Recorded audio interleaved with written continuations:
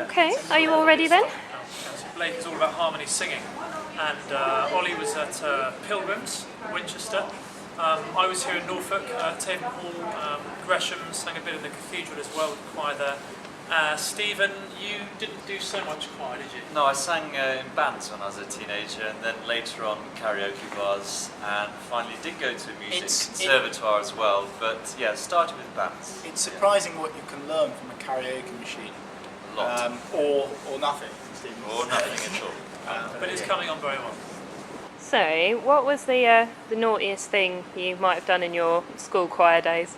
Oh, well... I got expelled from my choir school, from prep school. Carrying a samurai sword. Yes, that was it. Public. Yeah.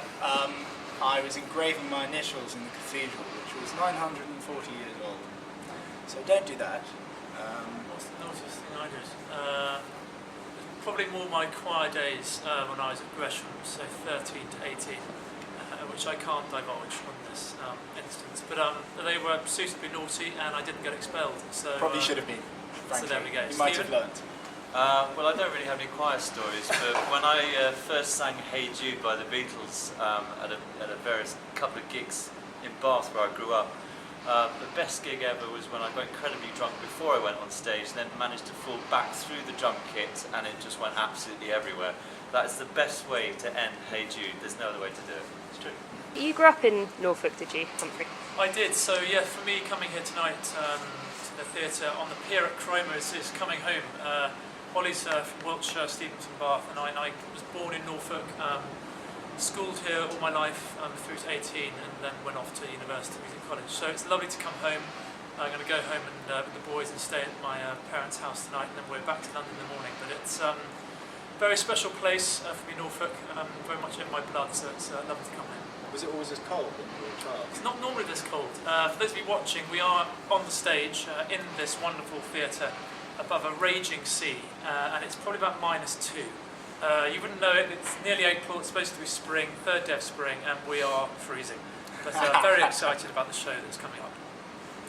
One of the coolest things we ever had the opportunity to do was we were invited as Shirley Bassey's special present at her 70th birthday party. We sang a happy birthday from the stage and she jumped up onto the stage and put a big smacker on each one of our lips afterwards. So I think in terms of going weak at the knees, that did it for me.